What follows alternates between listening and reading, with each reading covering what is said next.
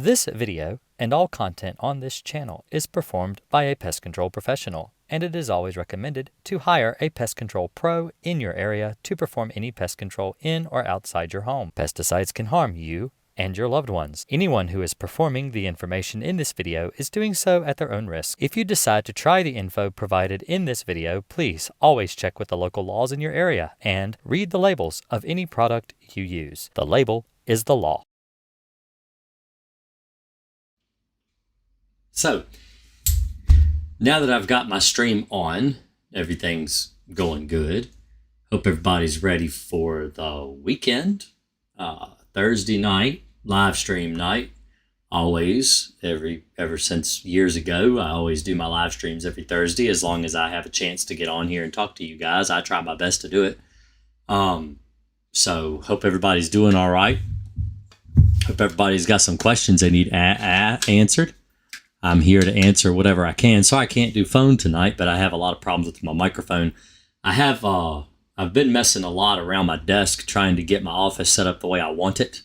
We've been doing remodels, basically, well, not remodel, but really just spring cleaning and trying to get everything sorted for the last 2 or 3 days, actually since the last live stream. I still got a lot of stuff I need to kind of situate in this room, so you'll have to forgive me not having everything set up tonight.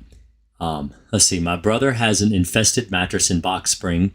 My dad is going to bag and remove it Saturday, I think, before we do our Crossfire treatment. Okay. I would recommend. Personally, I treat mattresses in box springs that are infested with bed bugs all the time. But if you feel like you have to do that, you can. But if you put a new bed in the room, you need to treat the new bed and box spring and stuff, because they won't have been treated. So let's turn a light on here.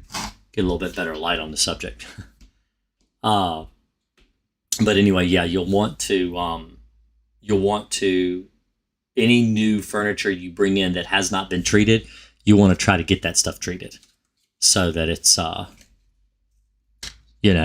so it's treated. Because if you have bed bugs in the room and they somehow avoid what you've put down, then you want to make sure that they are able to come into contact with the spray. And the one thing they're definitely going to crawl on is the bed. And so if you're treating your mattress and box spring and stuff like that, you know they're going to have to crawl through the mattress and the box spring to get to you. And the way the Crossfire works is that it is a non-repellent pesticide. Bed bugs don't see you. I mean, they don't see the chemical at all. They just see you. And so they're willing to crawl through the residual pesticide that is designed to kill them. So should we replace the mattress right away after the spray is dry? Or wait, I don't understand the question. Because personally, what I would do if it were, let's say it were my house, because I've had bed bugs before. I treated my mattress. I treated my box spring. I treated every mattress and box spring in the entire house. I treated my sofas. I treated my recliners, and then let it dry. And then I put mat sheets on the bed and slept in it that night. So that's what you're supposed to do. And that's what works the best for getting rid of bed bugs, because the bed's now treated. You're sleeping in the bed. In order to draw the bed bugs out to you, they crawl over the bed and they die. Any live bed bugs that are sprayed on direct contact with Crossfire die within 5 to 10 minutes. Any bed bugs that crawl through a residue of Crossfire, like after it's dried, allowed to dry, as long as they've contacted enough of it, usually die within an hour or so when it's fresh. So, either way, they're going to die, before the morning. Some people will actually catch a bed bug and think, oh, well, it crawled over a spot where I sprayed, and then the bed bug actually didn't contact the pesticide like the person thought it did, and it lives in a bottle. But it's better to leave it out or squish it and kill it, So can I treat it in the infested room the same time we do the bed frame? That's what I always do. What I do is I take the mattress, I put it up against the wall, and then I take the box spring and I set it up against the mattress, and I treat the bed frame. I use this as a way to get to the baseboard behind the bed, and so I treat the baseboard behind the bed where the bed usually sits. And then I treat the headboard, footboard, bed rails, the whole bed frame and everything gets treated. And then I treat the box spring. Usually I will remove the felt off the bottom of the box spring and throw it away. Treat around all the staples, treat inside the box spring, around the box spring's frame, and then put the box spring on the bed frame. And then treat the mattress around the seams of the mattress and where the mattress comes into contact with the box, and then lay the mattress on top of that. And so basically I'm putting my bed back together as I'm treating it. The last piece that goes on is the mattress. It's the first piece that came off. And that's really effective. And then you just go somewhere for lunch or something, stay out for an hour and a half, 2 hours, let everything dry. And then when you come back, everything will be ready to make your bed and sleep in it that night.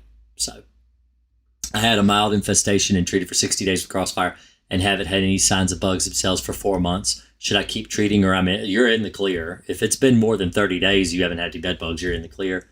You could treat preventatively. I personally wouldn't treat with Crossfire preventatively. It's very expensive. I usually just use Alpine WSG to treat preventatively for bed bugs. That's very effective. It works. So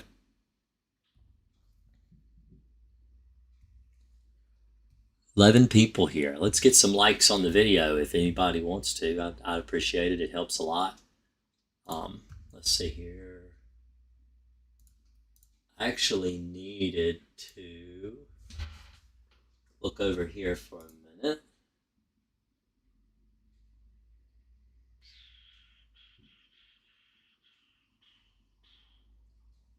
I need to do this and that.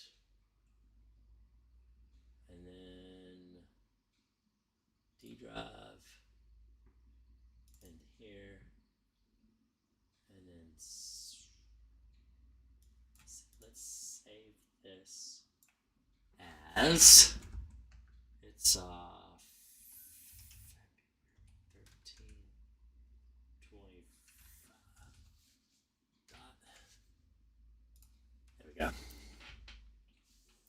I was finally able to catch a live stream. You are, but the phone's not working tonight, so I'm sorry if you were planning on calling. The phone's not working tonight. I've had a lot of technical difficulties with some hardware, trying to get everything hooked up to where... So are you a bed bug only dude? Nah, kill everything. I've been doing pest control for almost 38 years. About 37 years of my life I've been killing bugs.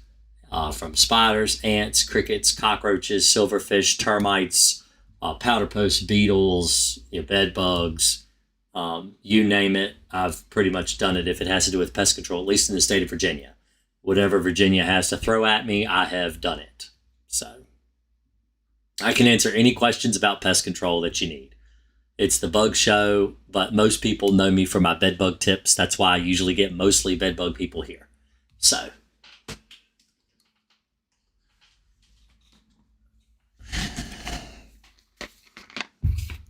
I specialize in rodents. I'm good with rodents. I use Talon Weather Block to kill mice and rats. That's what I use. It's what I've been using for 37 years, my entire life. Sorry, I got indigestion. I had tomato soup for dinner, and it always gives me indigestion, so I'm taking some Tums. Now, I don't do exclusions. I just kill them. I use bait stations. I don't try to keep them out. I mean, I do exclusionary work like steel wool and stuff like that, copper mesh and stuff. That's all I do.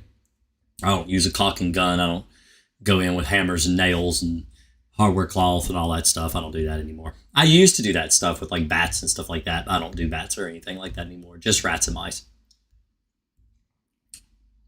Let's see. So it'll be all right if we bag and remove infested mattress, then treat the brand new mattress at the time we treat the bedroom. Yes, that will be fine.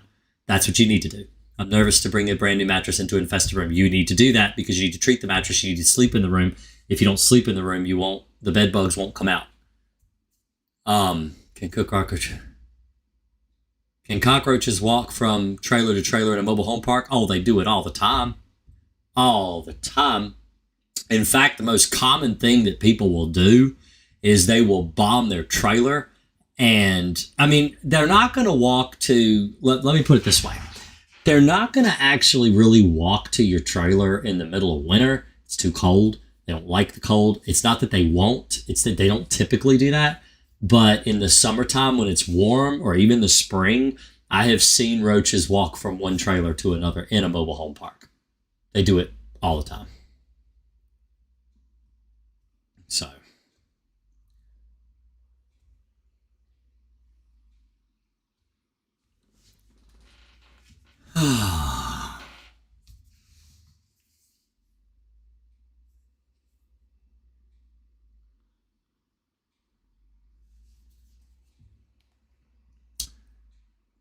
It's all right. So what you need to do, if you're treating your own house for bed bugs and you're not a professional, you're not me.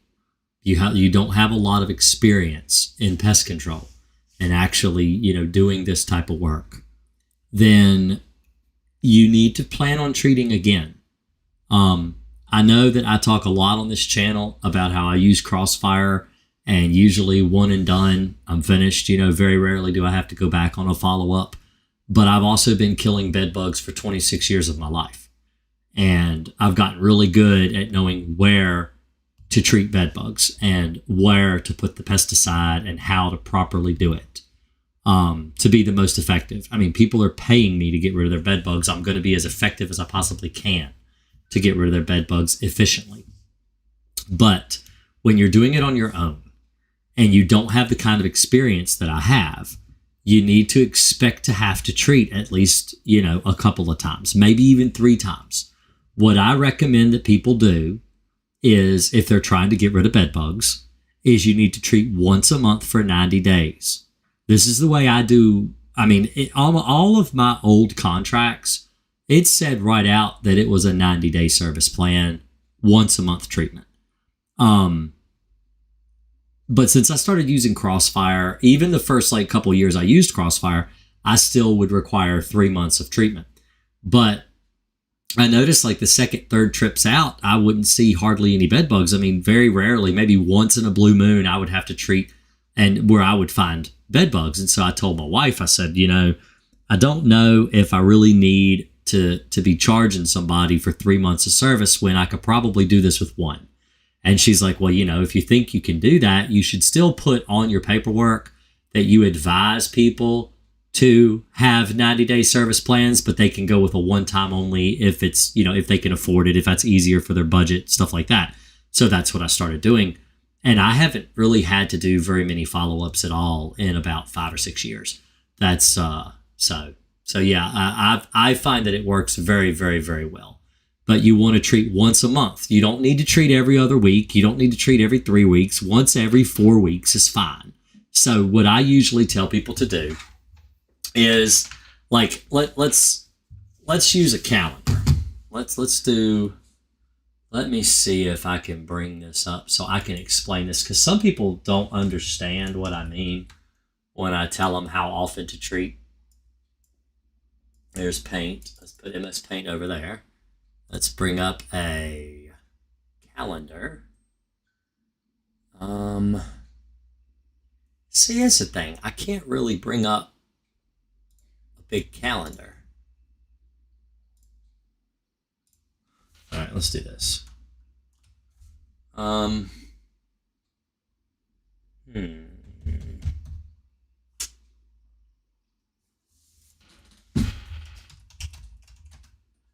Calendar. There we go. Let's do this.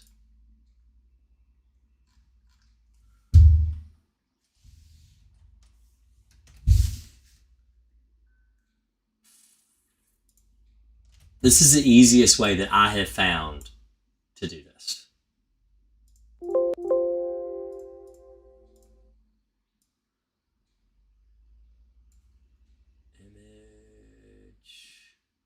Crop. Okay.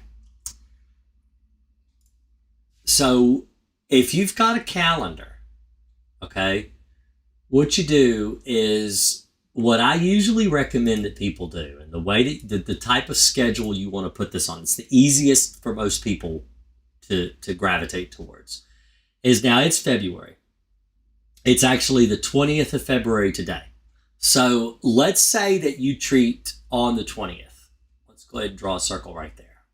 All right. That is the third Thursday of the month. See, 1 Thursday, 2 Thursdays, 3 Thursdays. That's the third Thursday of the month. Let's zoom in a little bit. Make it a little bigger. There we go. All right. So if you want to do, so you do every third Thursday. So you go to March and you go, okay, there's 1, 2, 3. There's third Thursday. So you treat again on the 20th because, February has only 4 weeks. So you do it that way. Well, then you go to April and you go third Thursday, 1, 2, 3, 17. So you count on the 17th. So that's the way you do it. So you treat 1, 2, 3. 3 months. All right. Those are your treatment dates. So if you did it today, you would count to the third Thursday in March and you count to the third Thursday in April. And that's your date. That's when you want to do it. That's what that's what I tell all of my customers. I find that it's easier to put people on that type of a schedule where you're like, I'm coming every third Wednesday, or I'm coming every second Monday, or I'm coming every third Thursday. And that's when I'm going to come to your house, and that's when I'm going to treat your house for your general pest control. It's the same way with bed bugs. It's just easier because you're like, oh, it's that third Thursday again, time to treat the house. You go through, you treat your house for bed bugs again that day. It's really simple. So that's what I recommend. And that's what typically works for most people. I've been doing it that way for a long time. Let's see if I can get this camera. I really don't like that angle. Oh my goodness. Let's see if I can. Oh, I see. The back leg is all messed up. There we go. I have to set this tripod up every single time that I live stream because I started using my phone camera as a web camera. And I think it's a lot more detailed and it's a lot better camera. So that's why I do it this way. But I have to set up the camera every single time. And then I can put my chat right above the camera. And it kind of looks like I'm looking at you when I'm really reading chat. The trailer across from me was infested with roaches and rats. I need to relocate. I think I saw one of your other videos and bought stuff you recommend. Okay. Most folks are reluctant to disclose they are experiencing a bedbug problem. I think because some attach a stigma to the issue regardless of knowing how they are spread. How common are home infestations? Not that common. Bedbugs are still not that common. It's it's more common than it used to be, but it's not that common.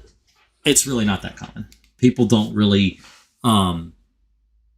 get bed bugs that often. I know a lot of people are terrified and they're afraid to go to hotels and they're afraid to go to movie theaters. They're afraid to visit their friends and stuff like that because they're worried they're going to get bed bugs. But it's not that common of a problem. Let's see. Let me look it up. Let's see here. If I go here. Now, I do a lot of bed bug work. So I'll give you an idea. Last year, because it'd be easier to do that. Let's see here. Let's go with this one. We're going to go with January 1st of 2024, last year. And we'll go to December of 2024. December 31st, so the end of the year. And then refresh. Bed bugs. The bed bug work that I did. Let me see. Can I get a pie graph? Okay. What is the percentage? It's not giving me my percentage. Okay, so last year, bed bug work, it's not telling me what my percentage is. If I were to guess from looking at this pie chart, it was maybe 8% of the total jobs I did last year. Still a fair amount, but monthly service for things like bugs, that was nearly half of the work I did, and the other a quarter of the work I did was mice and rats. So when you're looking at the grand scheme of things, bed bugs is really not that much work. It's not a lot. I don't do a lot, and I'm ranked like one of the number one bed bug exterminators in Virginia. Did my phone just try to talk to me? Oh, maybe it did. I don't know. So, let's see. Customers mainly prefer the day of the week versus the date. Yeah, day of the week, correct. If bed bugs can live for a year without feeding, well, I mean, think about it this way. If it was a date, it could fall on a weekend. You know, if it's like the 3rd of every month, well, a lot of times the 3rd will fall on a weekend. And people don't want you coming to their house on a weekend. They want you coming to their house, during the week. That's what they prefer. So most people don't want you coming to their house on a weekend. They got plans, their family and stuff. So I pick the day of the week. I pick the number and the day. So like if it's the 3rd week of the month and then it's a Thursday, it's always the 3rd Thursday. And that way you're spacing it out exactly so many weeks apart. Even in months that you have 31 days, you're still more likely to visit that person every 4 weeks rather than every 5 weeks. It's typically every 4 weeks. And sometimes you'll have an extra, like let's say 3rd Thursday as an example, because that's what we used. In May, we have 5 Thursdays. So in that month, you're actually going like an extra week before you go to the person's house. But it's not going to make that big of a difference in pest control. It really won't make that big a difference in bed bugs either. If you end up having to go like an extra week and go 5 weeks instead of 4, it's not going to make that big a difference. You're still going to be able to get rid of your bed bugs. You don't have to be that precise. It's not rocket science. If bed bugs can live for a year without feeding, wouldn't they be able to come out at the 4th month after the 3rd treatment? Well, why would they if they don't know the chemicals there? The thing is, if you're using a pesticide that bed bugs see and they know is a chemical and they know if they crawl through it, it's going to kill them, well, then they will just stay dormant. That's what happens when people use Talstar. If you take and use Talstar in your house, Talstar has a 90-day residual, and it's also highly repellent to bed bugs. If you spray that stuff, the bed bugs stay in the wall, they don't come out. But if you spray Crossfire, they don't see the Crossfire, they don't know anything's been done. Why would they willingly starve to death or be hungry? I mean, you get hungry. Don't you want, regular meals? Yeah, the bed bug does too. And so if it doesn't know anything's been done as far as pesticide, it's going to come out and get in the pesticide. It's not going to stay dormant. It's going to come out. So no, they're not going to stay dormant for 4 months until after the 3rd treatment. That's not going to happen. They're going to come out right away. They're going to come out within several hours, maybe 12 hours, maybe 24 hours. A female feeds about every 3 to 5 days. She needs to lay eggs. So she's going to come out and she's going to bite you. So, any tips for treating a fabric couch and chair? Can you talk about treating hoarded or cluttered houses? Yeah, I've done that before. Let me show you a video that I just made go live. Yes, you have to be the human bait. That's exactly how it works. I am sorry, but that is the way it is. Let me look up. I want to show you. If you're not the bait, it won't work. You'll just drive them into other rooms of the house. They're going to come looking for you. They're going to find you. They're going to come in the living room. They're going to come in another bedroom. They are going to find you. So let's do this together. So if we go here and we go to www.youtube.com/Green Akers PC. Don't forget, I do have a live. So I have a live channel. It's a second channel. Let me show you that too. It's called Green Akers Live. I thought it was Green Akers Live. Well, let's just look on a video real quick. Man, have I been telling people the wrong email? Tell you the problem with it. Oh, crap. Oh, it's at Green Acres Live. That's right. YouTube had to change this stupid stuff.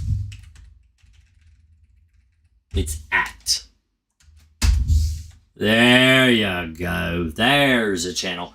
This is the new home for all of my live stream VODs. So after tonight, I usually leave my live stream up for a week, and then I download it and I upload it the night I do my next live stream. So tonight, I just downloaded my live stream from last week, and I'm going to upload it as soon as we're done tonight. So it will go live, and it will be right before this one. So, but anyway, that's my second channel. If you guys would go and subscribe, I'd appreciate that. But I want to go to a specific video here. Let me see. Is it, let's go back. Let's go down here. I want to show you this video right here. Watch this video, guys. This is about treating a couch. This is a leather couch, but it's the same for upholstered couch. That's how you treat a chair or a couch for bed bugs. So this is a leather chair. You don't spray the surface, the whole surface. You just come in places like this and you peel this back, and you see you treat down in that crack, all down in there. You peel this part right here back like this, and you treat in there. See where it's a little damp where I treated it? In there.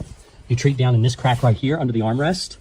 You know, anywhere you can pull the cushions back, you need to treat around these spots like this. Pull this back and treat in there. And the armrest here, in that spot there. And then anywhere else, like these spots here, all down through there, and all around any crease you find. And the back of the chair, if it can, you want to peel this back and treat inside here. Now you got to be careful around the electronics, but treat all around those and up underneath in here. That's how you treat a chair or a couch for bed bugs. So that's how you do it. That's how you treat furniture. I actually have a video where I'm treating a house. In fact, I can link that. Let me see if I can find that video, and I'll link it in the description below, of a full bed bug job I just did last year, and I recorded the whole thing. Let me share, copy that link, and then I'll post it in the chat. That is a video.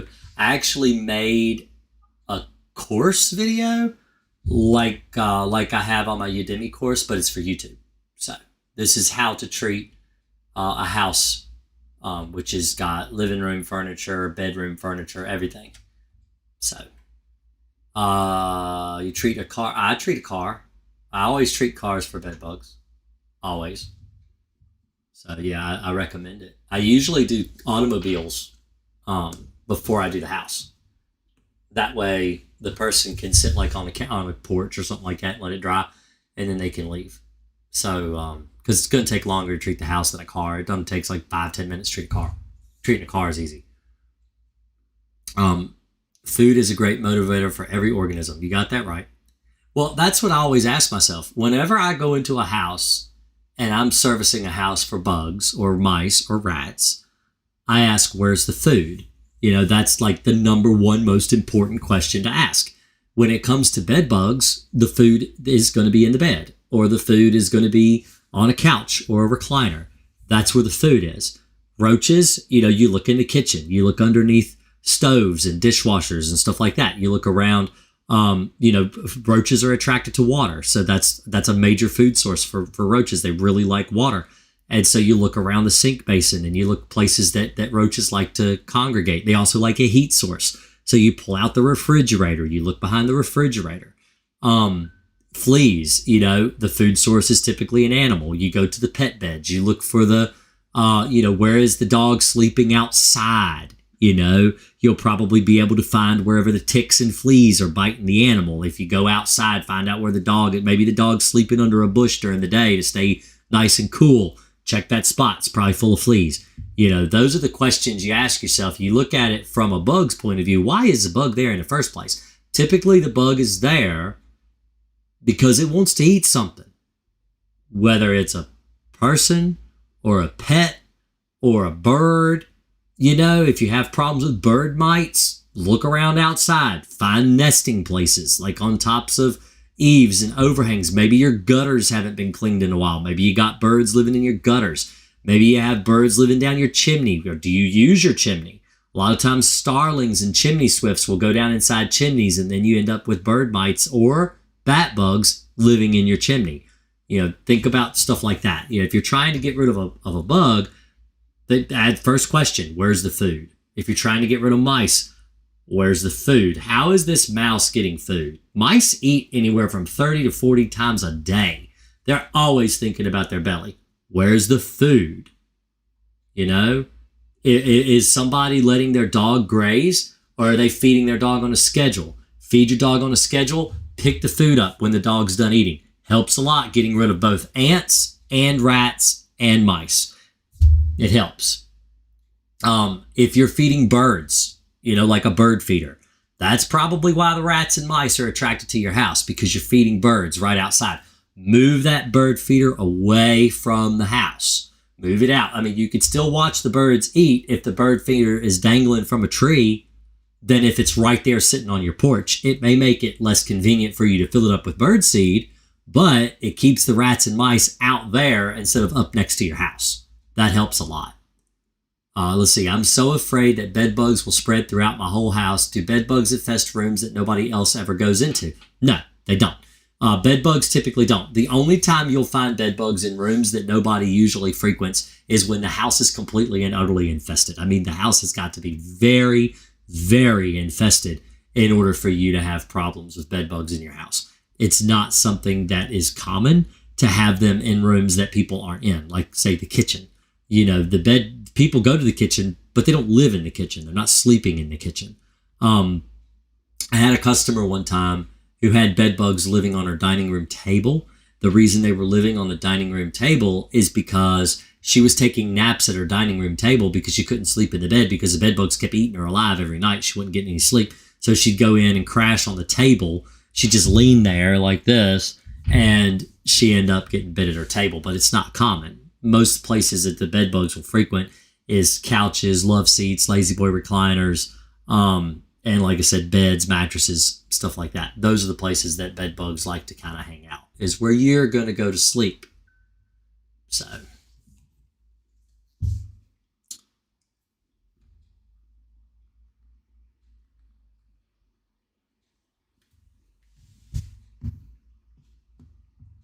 Rodents do spread fleas and ticks. One of the worst flea jobs, it wasn't a paid for flea job. I mean, they weren't paying me to kill fleas. They were paying me to kill termites under the house. But they had a severe mouse problem under the house.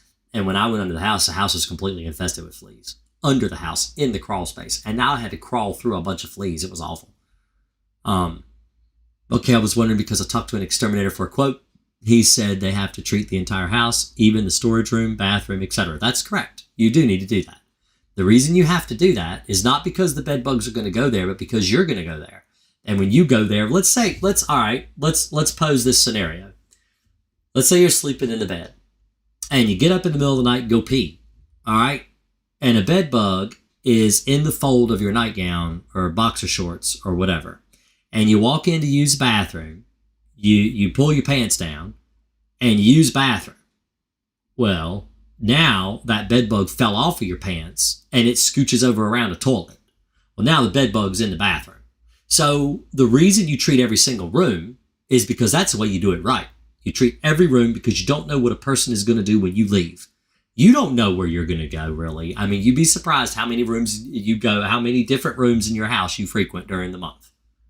And so you need to treat every room, at least the baseboards in every room.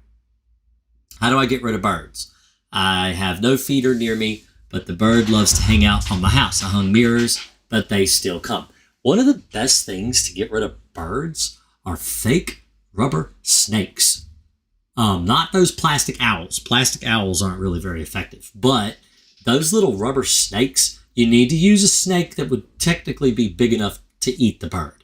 Like a black snake. Like if you've got a black rat snake, a fake one, and you just take it and like drape it over a gutter, or take and lay it out where the bird is hanging out, like maybe on a handrail or something, just zip tie it there. The bird doesn't know any better. They work. They work really well to keep birds away.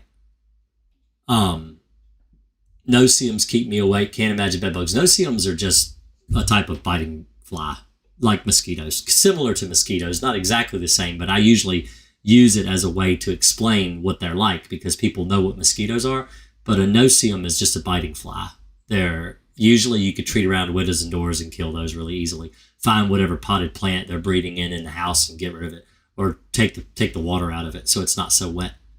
I have a room that's locked that nobody ever goes into, almost impossible to get to all the baseboards, so that's what got me worried. Well, you don't have to treat every baseboard.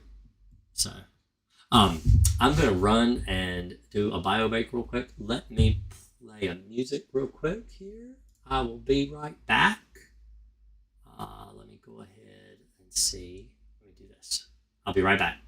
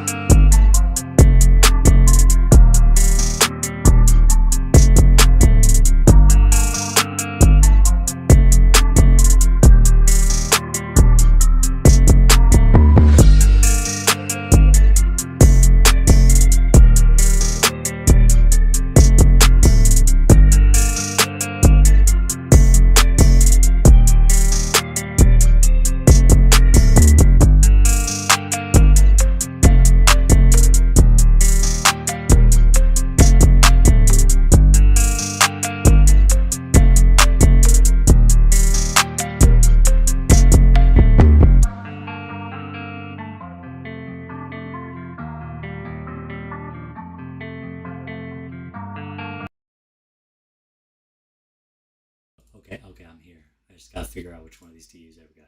Sorry about that. I had to go pee. I drink a lot of water. I had to use the bathroom.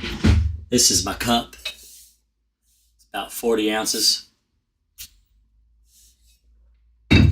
So, drank a whole bunch of that before my live stream. Probably shouldn't have done that.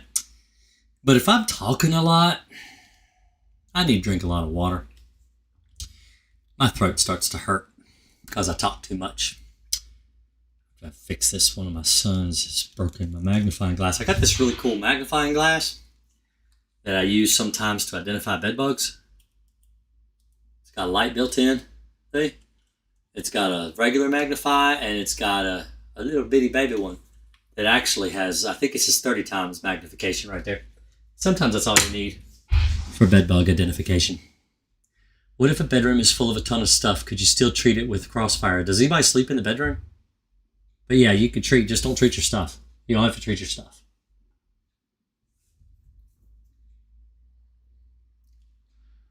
Let's see, no indoor plants, but I keep it warm. Even though it was freezing most of the day, I just got bitten all over my face, only in the bedroom. Used mosquito fogger once, they're still biting. Then it's not no-see-ums. If you used a mosquito fogger in your house and you're still getting bit, then it's not no-see-ums, it's something else. I don't know what it is, but it's not no-see-ums. how do you avoid bringing stuff home? I'm real careful. I have brought bed bugs home once, but it doesn't happen very often. That's once in 26 years. People are always terrified they're going to bring bed bugs home, but if I don't do it, you won't do it. It's not that common. Have you ever explained about the bed bug monitoring traps? Well, how they're crap and they don't work? Yeah. I actually did a video about them one time. And I had somebody actually posted on it from the company that makes them. And they said that they didn't appreciate me talking about how they're a scam, but they are. So I don't care. But yeah, it was about those monitors and how they don't work. Because they don't work. Let's see, you're the best bug specialist in the United States. You have the best knowledge and experience. So, no, I'm not the best. I'm just the one willing to tell you the truth. Yeah, if you're having to fog every other day, it's not no-see-ums. It's not. That's not what it is. You do not have no-see-ums. Something else, but it's not no-see-ums. Foggers will work on no-see-ums. They work on mosquitoes, flies, no-see-ums, ladybugs, stink bugs, cluster flies. They work on those things. But if you're still getting bit, it's not no-see-ums. It's not a flying insect. No-see-ums are flying insects. It's not a flying insect. It's not what it is. So, let's see. Bed bugs under office chairs. Some employees say they didn't feel bites. Some got bit. Boxes all over. Not everybody reacts to a bed bug. I don't react to bed bug bites. I've been bitten. I don't feel the bite. I don't get a swollen bump. I don't get it. It doesn't affect me. Not everybody is affected by bed bugs. Yeah, bed bugs do like to live in cardboard, especially if it's near a blood source. If it's near their food, they'll live there. I found them living in books. I found them living in laptops, iPads. Think about what people sleep with in the bed. That bed bugs live in that stuff. If you're going to sleep with it. Think twice about buying thrift store books, especially things like Bibles. Stuff people sleep with because they might go to bed reading some scripture or something and fall asleep, and the Bible's in the bed with them. So that's actually where I found bed bugs living in a Bible one time. So it happens. I actually filmed it. It's on my channel.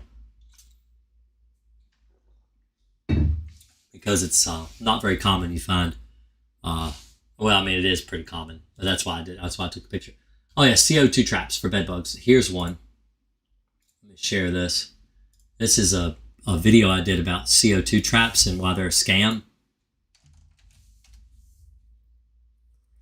Do roaches and bed bugs leave ink-looking spots? Just bed bugs. Roaches don't. Roaches leave like speckles, kind of.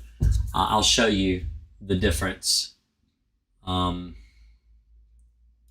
Let's try this. Let's just try and see what we can find. Let's see, bed bug.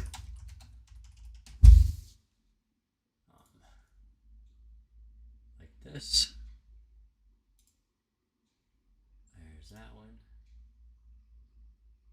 Let's see. And then roaches.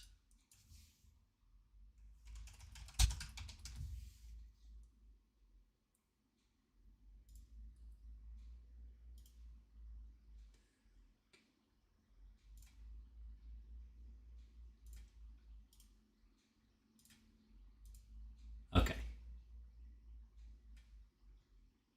So that is bedbug poop.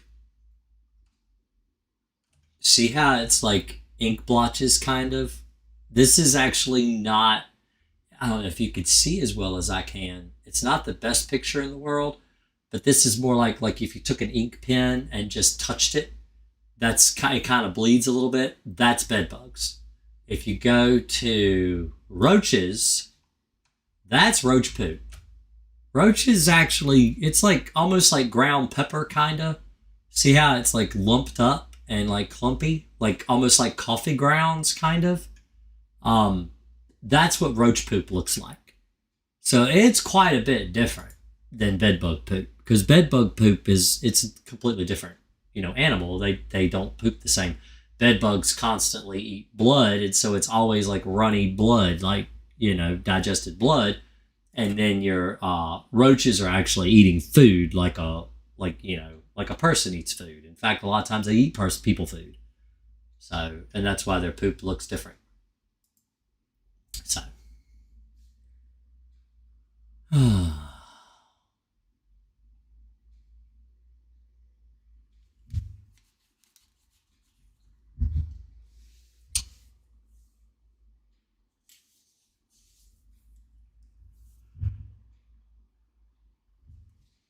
let's see if I can get the phone lines to work.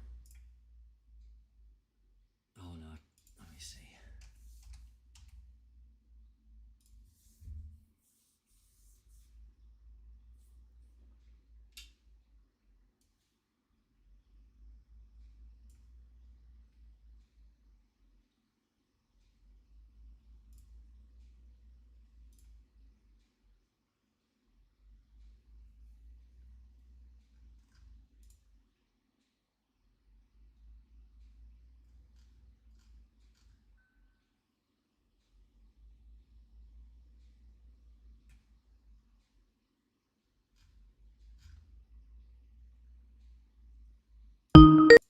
Okay. All right. Well, Skype works now. So I got that to work. So if anybody does want to call, they're welcome to call. I'm only going to be live for maybe 10 more minutes. So I'll go ahead and put the phone number back up if anybody wanted to ask a question that way. What do you do with your belongings in your room when you spray Crossfire? Just leave them. Don't spray your stuff. Just leave them. Bed bugs have to come out of it. I mean, if you're worried that bed bugs in your stuff, they've got to come out of the stuff eventually. And when they do, they crawl over the chemical and they die.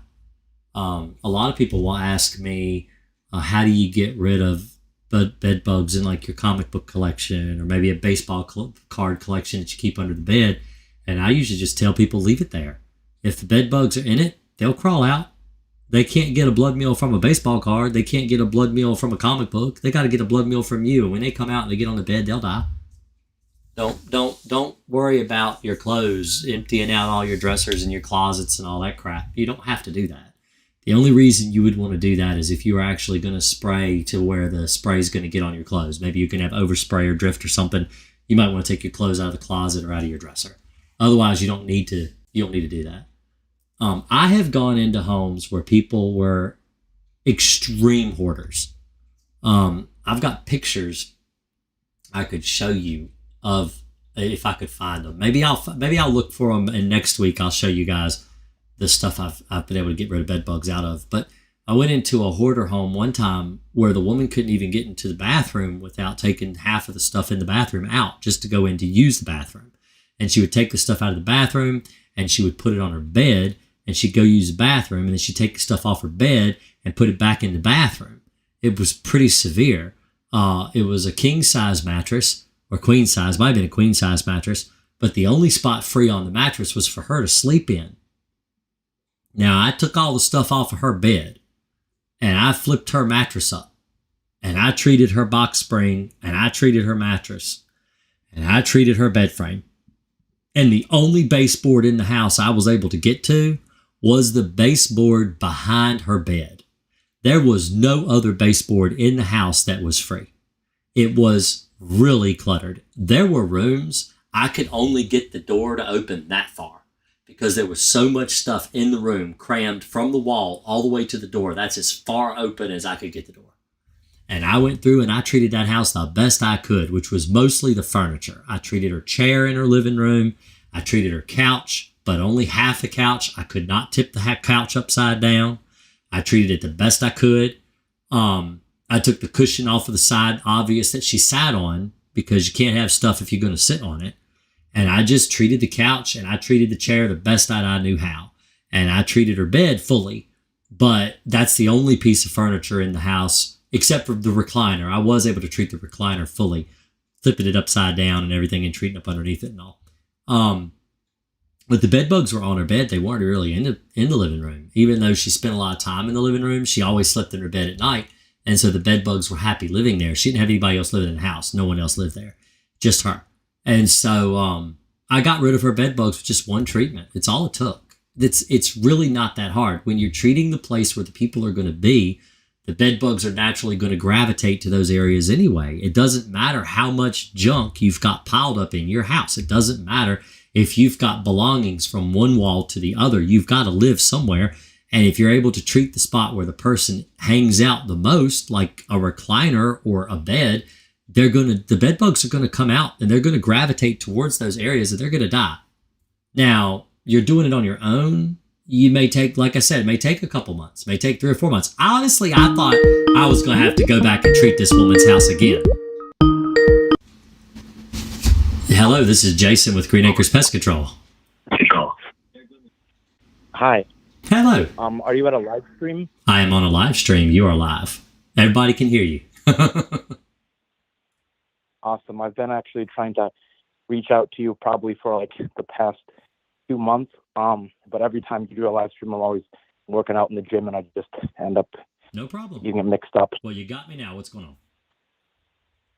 So I've watched like all your videos and I've been dealing with this bed bug problem since I got it from a person's car, about maybe since October. And I live in Michigan. Okay. I've been very hesitant to go ahead and pay somebody that I'm not sure of, based on random reviews of people saying that if you pay somebody that you don't know very well, that might not work. And it's like $500, $800 around my area. Yeah. So I've been trying to do it with Crossfire, and I put a lot of Crossfire in my apartment and I couldn't resolve the issue. So I ended up moving to another house and brought all my stuff alongside of it. And I still brought the bed bugs, even though I threw away a lot of stuff. And now I have them in my basement and 3 bedrooms and maybe the couch. So I'm just trying to figure out how to resolve it.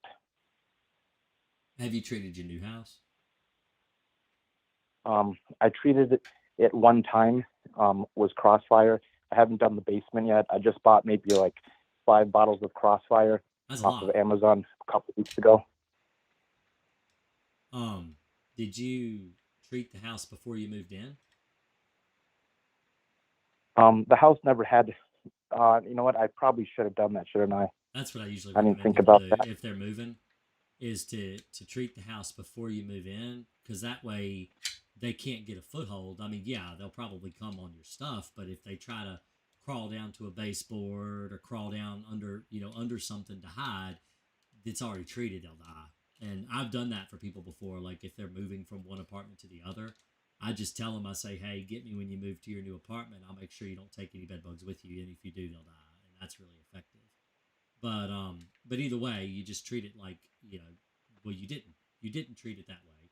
So we treat it like it's a fully infested house. And so you go through and you treat every room. You treat the basement. You need to treat the basement.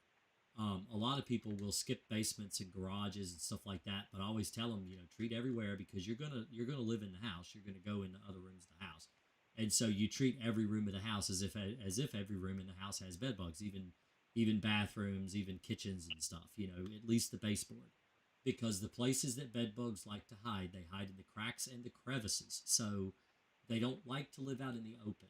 Just like, if you go into your kitchen in the middle of the night and you flip a light on and there's a roach on the counter, it's not going to be on the counter for long. It's going to run and try to go into a hole or a crack or something. It's going to get out from your visual. You're not going to be able to see it. It's going to run away. And bed bugs do that too. They run away and they go into a crack. And so you treat the cracks and crevices. Now, if you've got hardwood floor, that's not what I mean. Some people will say, oh, well, I've got hardwood floor all over my house. What do? I can't possibly treat every crack in the floor. And no, you can't. But they won't live in the general area of a floor either. They don't like vibration. So when you walk across a floor, they don't naturally gravitate towards the middle of the floor, because that's where you're going to walk. They don't like that. So they usually go to like the foot or the leg of a bed or a couch, and they go up the leg and they try to, weasel their way into a crack around the bed frame, or, the frame of like a lazy boy recliner or something, maybe around one of the seams of an armrest or something like that. But you treat those spots and they'll die. But if you got 5 Do bottles you? of Crossfire, you got a lot of Crossfire.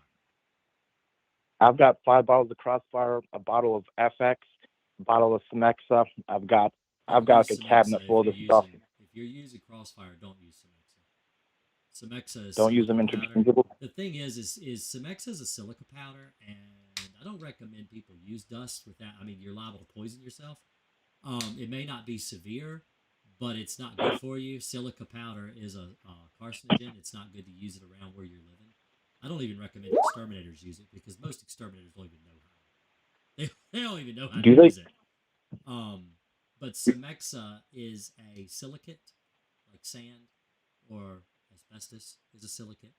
Diatomaceous earth is a silicate, and it's not going to hurt you much unless you breathe it in. And the problem is the places that you would have to use it in order to kill bed bugs are places you're going to be all the time, and you're much more likely to breathe it in, like your bed and your chairs and your couches and stuff. And if you plop down on a couch and there's Semexa in the cushions, it's going to billow out in the air. You're going to breathe it in. Even the minuscule amounts are toxic. You know, that's a lot of people will say on my videos, they'll say things like, well, oh, it's hardly anything. You're worried over nothing. And I'm like, do you think those guys that were in those reactors, do you really think they inhaled very much of that dust? It didn't take very much for them to develop mesothelioma. It does. It's a small amount that it takes to make you sick. So yeah, I don't recommend Semexa, mainly because even professionals misuse it. So I've got 3 questions that I'd like to ask. I'm pretty well informed in all the stuff you said because I've watched probably like at least 50 of your videos. Okay, go ahead.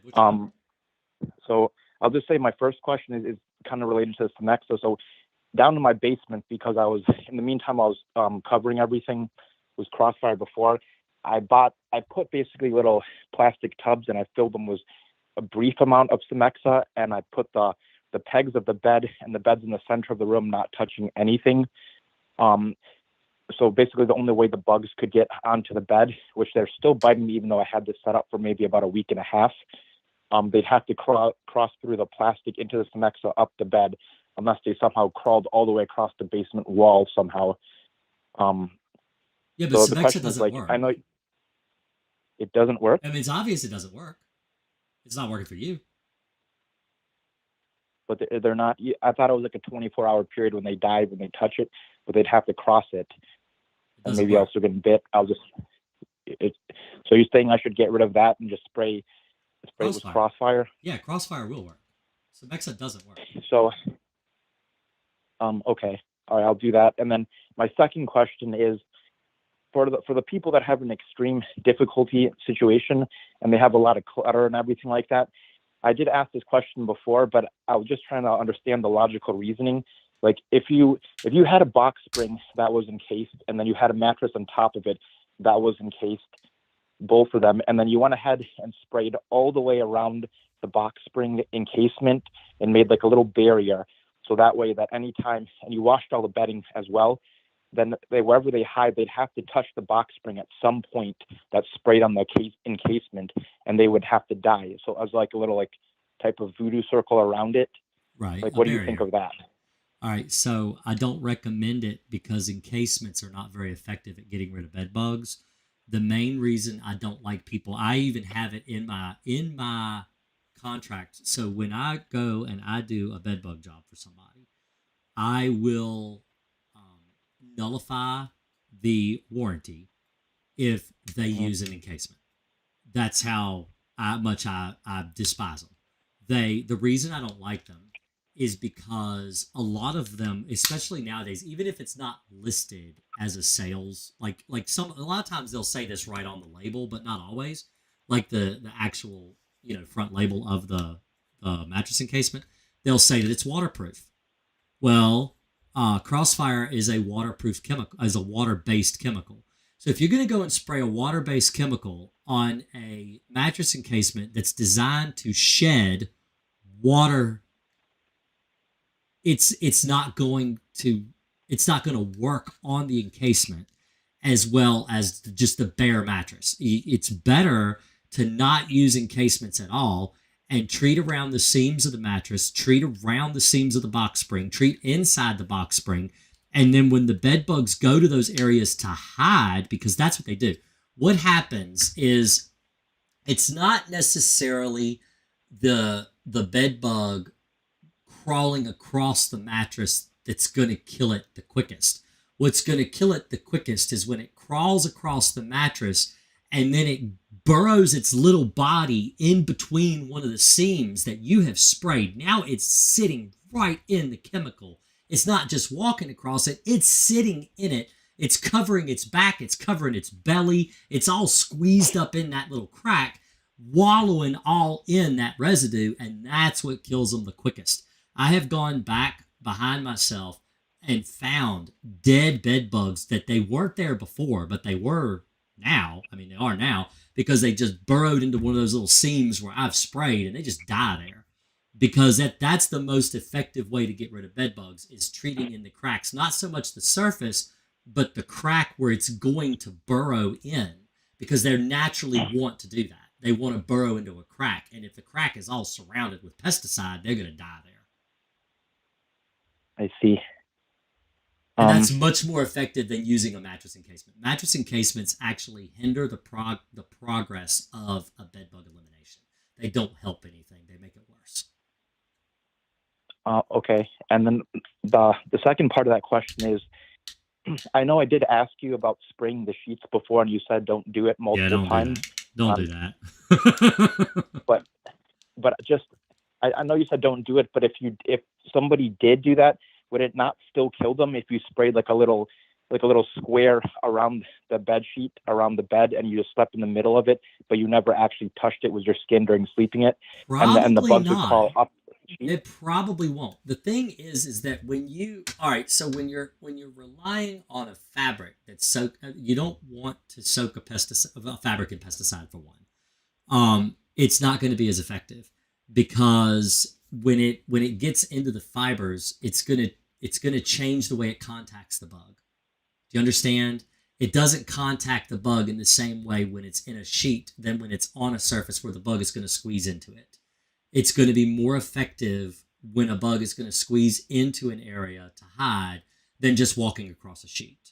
It's not as effective. People tell me all the time that they catch bed bugs where they've walked across a surface and they know they've treated it and the bed bug is alive 12 hours later because they catch it, they put it in a jar. It's not as effective treating a surface as it is to treat right in the seam where the bed bug wants to live. That is how you get rid of bed bugs.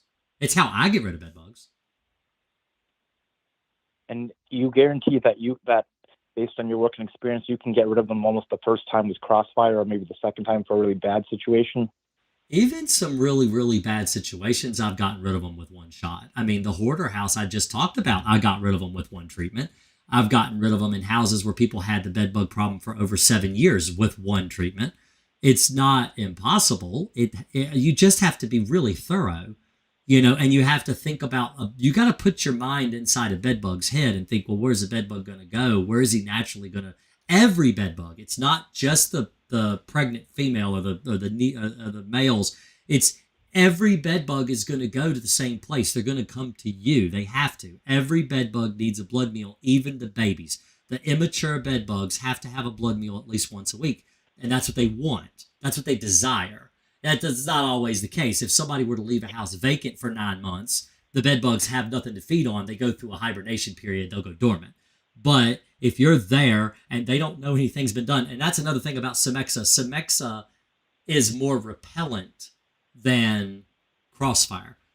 You're much more likely to repel bed bugs with a silicate than you are with Crossfire. Crossfire is much more effective. Why do they go crazy when somebody sprays Crossfire and bite like a million times? It doesn't happen every time, but it does happen sometimes where they'll go to almost like a feeding frenzy, kind of weird thing. But you got to understand that Crossfire is affecting the bug's nervous system, and that's how it kills it, is affects its nervous system. And so just like if you were to develop something like Parkinson's or Alzheimer's or, something that directly affects your nervous system, you'll do weird stuff too. So It's just the way the chemical kills it. It sometimes it makes them, I don't know, like almost like they want to come out and just bite really bad. It doesn't happen that way every time, but I've had a few people that have complained and said, "Oh yeah, they bit me real bad before they died," but then after a couple weeks they stopped because they all came out and they all died. But it doesn't I happen see. that way every And time. do you think Temprid FX is complete garbage? Because I know it's a lot more value for your bang for your buck if you get the 240 milliliter one for $80 on Amazon versus Crossfire, which is like 38 a bottle. And it's like, Well, the thing about Tempered, it's been out longer, so it's all of everything's been paid. I mean, Tempered was expensive when it first came out. It's a imidacloprid. That's the active ingredient in Tempered. It's been out since I was in probably a teenager. It's a 30-some-year-old chemical. Everybody knows what it is. It's still manufactured. It's cheap. The longer the chemical has been out to the public, the cheaper it is. But the problem with Temprid is it will kill. Bed bugs are pretty much resistant to it. They're very immune, if not completely 100% immune, because it's been out for so long. Because it's like the go-to chemical people have used for over 20 years for bed bugs. And the problem is that generationally they eventually develop resistance to the chemical and it no longer kills them. Temprid says right on the label you have to treat within 10 days. So you have to treat every 10 days. While, yeah, you're getting what appears to be more bang for your buck because you can mix more gallons with it, you're also having to treat about 4 times a month. Where with Crossfire, you only have to treat once a month. You're using less pesticide and it equals out when you think about the amount of money you're spending. And not only that, your frustration in having to treat all the time every 10 days and then you run into problems with resistance issues. It's just to me, it's not worth it. I don't use Temprid in my. I've used it. I use imidacloprid. I use it typically for a yard treatment. I will treat with the granules for things like ants. It's really good for ants. It's really good for roaches. Not really good for bed bugs. I see. When you say spray Crossfire on the mattress, is that not potentially cloth as well, though? But how would that work compared to not spraying the sheets in terms of being absorbed? Well, you mean I'm not exactly understanding the question. Like when you say don't spray the bed sheets, but then you do say this to spray the mattress. Right. Are they not of similar material that it would not absorb? It's the places you spray on the mattress. Okay, so the mattress, when you spray a mattress, you want to target the seams of the mattress. It says this on the label of Crossfire too. You read the directions, it'll tell you. You have to spray in the seams around all 4 sides of the mattress. You have to spray the top seam and you have to spray the bottom seam if there is one, depending on how your mattress is made. Anywhere fabric is sewn together, you want to spray those spots. Those are the places that bed bugs are going to want to gravitate towards. While they're crawling across the surface, let's say you spray the side of the box spring or the side of the mattress. That's not going to be as effective at killing the bed bugs as treating the actual seam where they like to burrow in. That's going to be more effective. Spraying the side of the mattress or the top of the mattress or the bottom of the mattress, actually, honestly, the bottom of the mattress is going to be more effective because a lot of times when a bed bug is fed, it goes down and the quickest place it can get away is usually between the mattress and the box spring, sandwiched between the two. And then that's working just like a seam of a mattress. It's squished between the mattress and box spring, and it's sleeping in the chemical. Is basically what it's doing. Just crawling over the pesticide is not going to be as effective at getting rid of the bed bugs. They'll eventually die from it, but it's more effective to treat the seams and the cracks around the bed and the bed frame itself. Like where the bed, maybe if it's a wooden bed where it screws together, where it's a metal bed where it screws together, they will live on the metal bed. The little corner guards and stuff around your box spring, they like to burrow into those.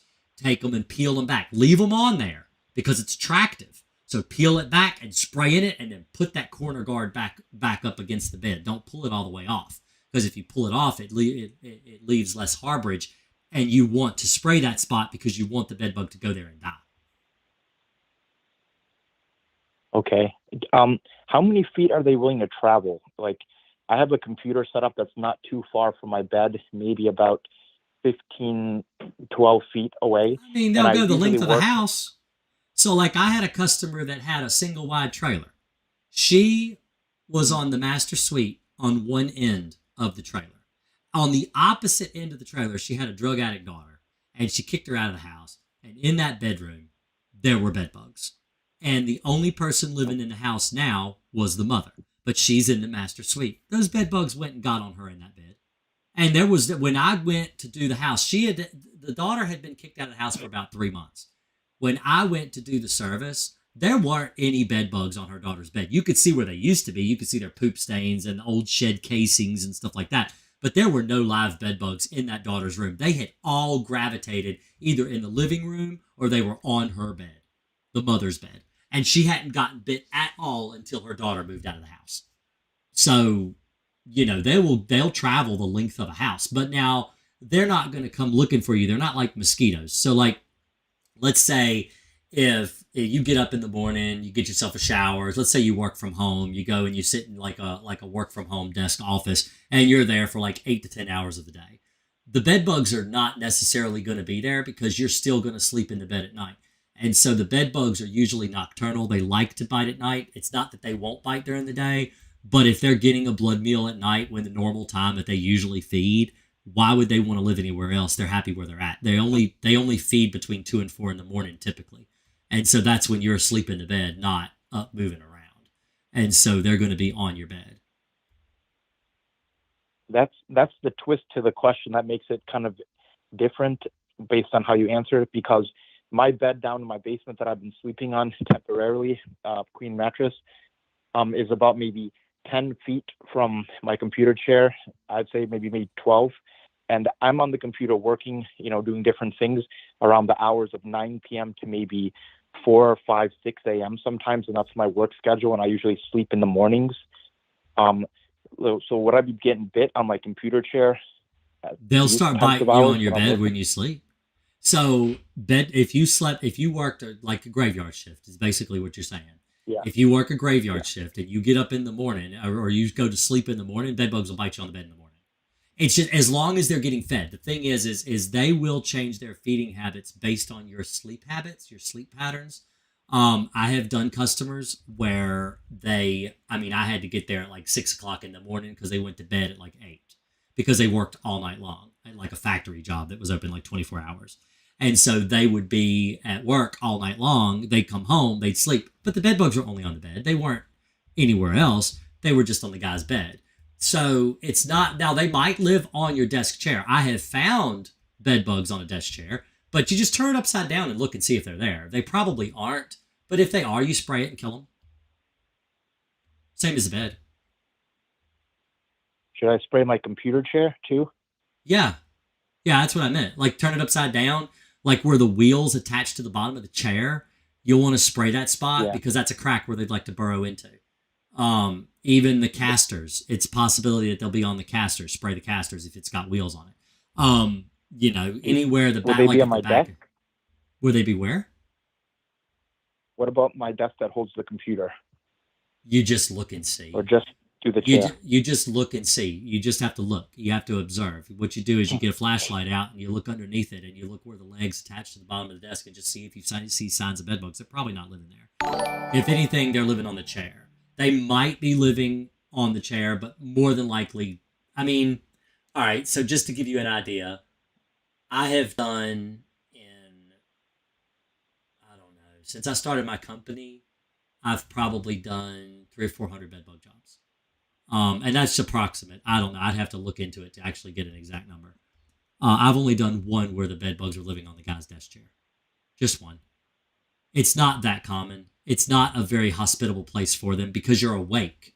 The thing is, they don't want to be around you when you're awake. Now, it's one thing if you're sitting on a couch and you're watching Netflix and you're chilling out and you're not moving a whole lot. You're really really lethargic, almost sleeping. The bed bugs might come out and bite you on your elbow or something if they're right there. But that's not typical of a desk chair. Usually a office chair or a desk chair is not, it's going to move around too much and it's not going to be as hospitable for bed bugs to live on. They're probably not on it. You just check and see and then spray. If you need to, you can spray it. But you probably won't need to. Are they most attracted to what? When you sleep, you breathe out CO2. Like, is that what's bringing them there? And They're attracted really to high body heat? they're attracted to CO2 and your specific heat signature. So like 98.6 degrees, that's the temperature you would normally run at. That's about a human temperature. That's how they know the difference between a cat, dog, and a person, is that you run a different temperature, even though the cat and the dog are putting out CO2 too, because they're mammals, they breathe in oxygen, they put out CO2. They also have a higher heat signature than a person. So they're actually attracted to the heat signature you give off and the CO2. And not just that, there's actually a chemistry in it. So like when you have, let's say, 10 people around a bonfire having a good time in the middle of summer, one person always gets eaten alive with mosquitoes. It's like the only guy that gets them really, really bad. Why didn't everybody get bit really bad? Everybody else might got 1 or 2 bites, but that guy's got like 100 bug bites.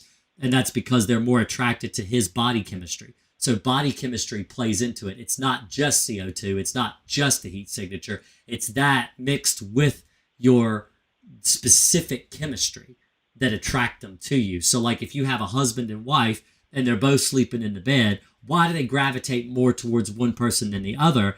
The reason is because they're more attracted to that one person's body chemistry than the other. You see what I'm saying? The other person might get 1 or 2 bites, but the one that's getting the major problem, and the one that probably called me, is the one that's got, 20 or 30 bites every week. It's usually the woman. Yeah, my wife is Brazilian, and she's lived in the country for pretty much her entire life, and she has no problems with bugs. She's not getting bitten by these bed bugs. She has no issue, never complains. I'm a white male from Russia, and and not just that, but like, since I'm really involved in the whole bodybuilding scene, and I'm extra heavy because of that in terms of muscle, like my body temperature runs extremely high all the time, like no matter what. Yeah, and some people just have that. And like my daughter has a higher temperature than everybody. She always has. She always runs like a couple degrees, like a couple points of a degree higher than everybody else. And it's not that she's sick. It's just that's just the way she is. Like if you check her fever, like her temperature, she's always like not 98, but like 99.9. She always has been since she was a baby. It's just the way she is. And some people just run that way. And that's why I said it's not an exact science. Like a lot of these guys, they'll make these CO2 traps, or the heat treatment guys love to say, well, bed bugs are attracted to heat. When they come to this machine, they're going to die. Bed bugs are not attracted to 130, 140, 150 degree temperatures. They actually are repelled by that, just like you are. Yeah, you go outside, it's 130 degrees. You go turn right around and come right back in the house. And that's how bed bugs are. They go right back up in the wall and they hide from that high temperature. They don't like it. But they do like the temperatures a person gives off. That's what they want to, that's what they're attracted to. I've got another question. It might sound a little stupid, but it also kind of drives me nuts. But it seems like I feel like I'm getting bitten a lot more during the times that I sleep with my wife and we're doing things later at night, like 9-10 p.m.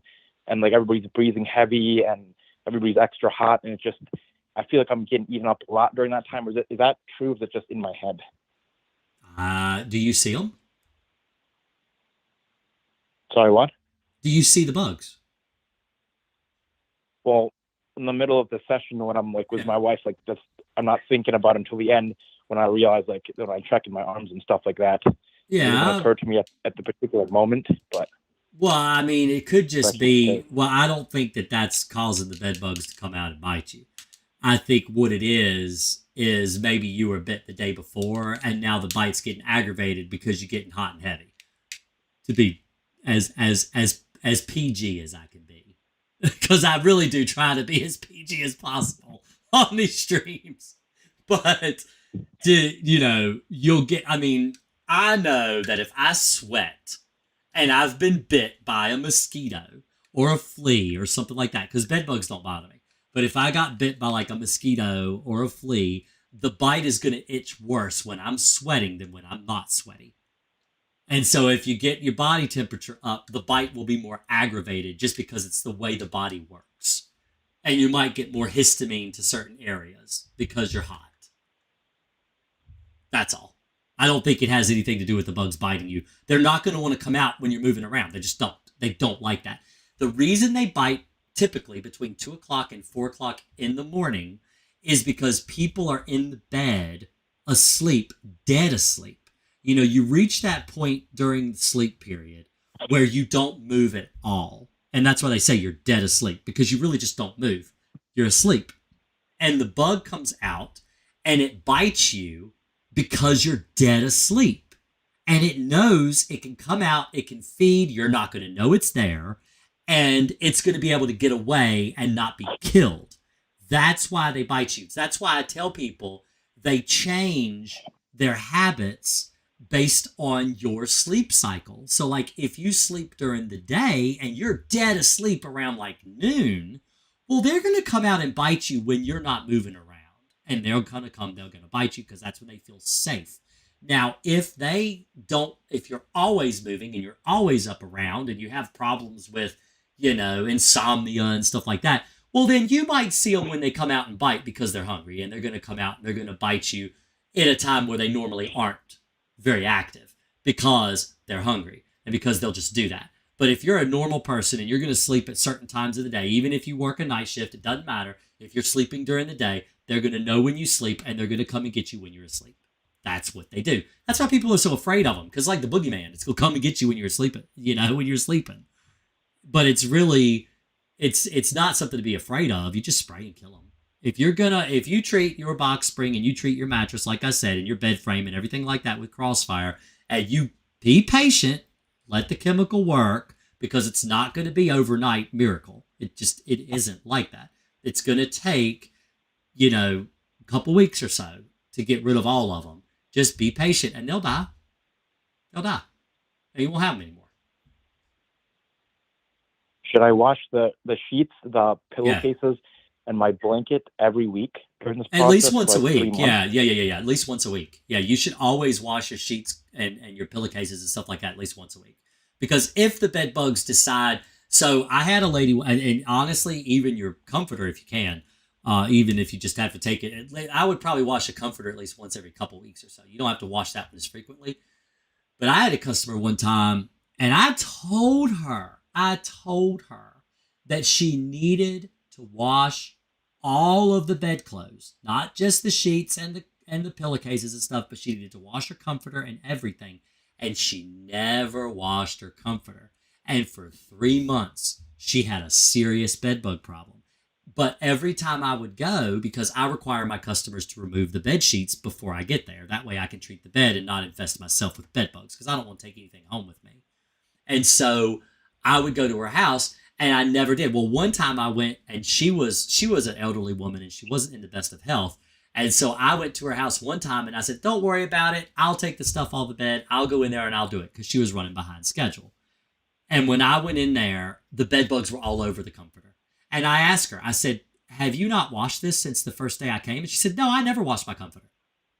And so for 3 months, she had bed bugs. I couldn't figure out where the bed bugs were coming from, because it was baffling my mind why they weren't dead. And I was like, is it possible that they're getting resistant to Crossfire? I mean, I've never had this happen before, not since I've been using it, but it's possible, maybe. And it was driving me crazy. And then I went and I saw them all over that comforter, and I asked her, I said, you have got to take this to the laundromat. If you can't wash it here, you've got to take this to the laundromat and throw it in the dryer and kill these bed bugs. And she did, and the bed bugs disappeared. She doesn't have service anymore, because she was able to cancel her service because I was able to finally get rid of the bed bugs, and they were coming from her comforter the whole time. Yeah, so you've got to wash that stuff.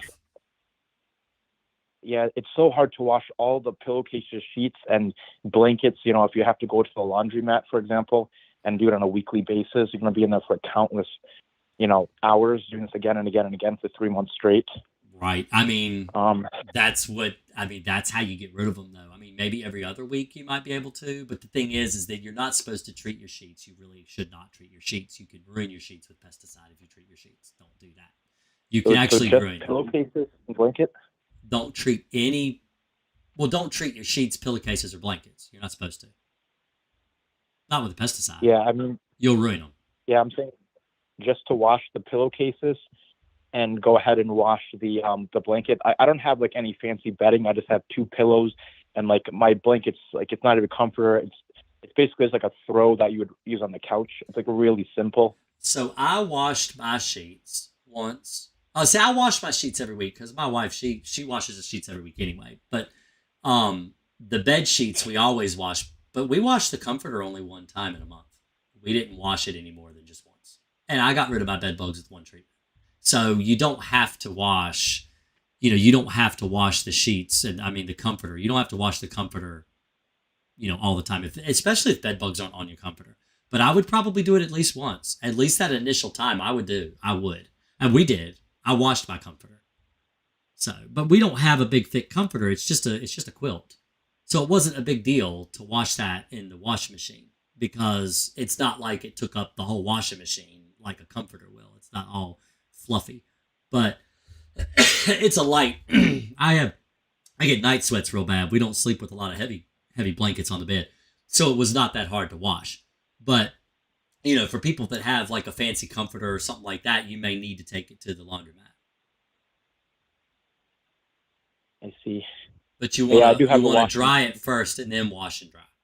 You don't wash it and then dry it. See, that's the thing. It takes the longest at the laundromat because you have to dry it for at least half hour to 45 minutes to kill any bed bugs in the bed sheets because washing it is not going to be as effective. Bed bugs can survive a wash cycle. It's not going to kill the bed bugs. And then when you go to dry them, water evaporating has a cooling effect. So it doesn't actually get hot in the dryer until about the last 20 minutes. So you're not really doing anything at all until that last 20 minutes. And you need at least a half hour to 45 minutes to kill bed bugs in the dryer. So that's why I tell people always dry first and then wash and dry. Well, what if I didn't wash it? What if I just threw it in the dryer for 45 minutes? That'll kill anything on your sheets and comforter and stuff. That's going to kill them. You don't have to. If you don't technically have to wash. Yeah, you don't have to wash. You could just dry it, and that'll kill the bugs on them. Yeah, that's most likely probably what I'll end up doing. Yeah. What about the stories where they crawl on the walls? They do that only after you've had them for several months, though. Usually 6 to 9 months. You can tell people have had them that long because they'll be crawling on the wall. But you have to have them for a while. Nah, oh yeah, they can get all the way up to the top of the ceiling, where the ceiling meets the wall in the crown. They do it all the time. They'll live in popcorn ceilings and stuff too. It happens all the time. It's not hard for them to crawl up a wall. They don't have sticky pads on their feet like a roach or a flea, but they can absolutely crawl up a wall all the way up to the top. I see.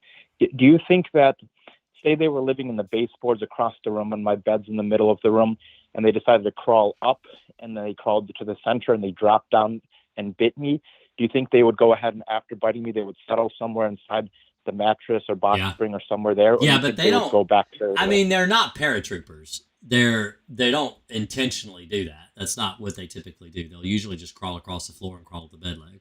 But they're not going to crawl up the wall and across the ceiling and try to fall on you. That's not what they do. I know people have this fear that that's what they do. Like there's some kind of a, bomber from World War II or something parachuting down onto you. They don't do that. No, they would walk across the floor and go up the bed leg. That's what they do. One might accidentally fall, but they're not going to intentionally do that. They're not that smart.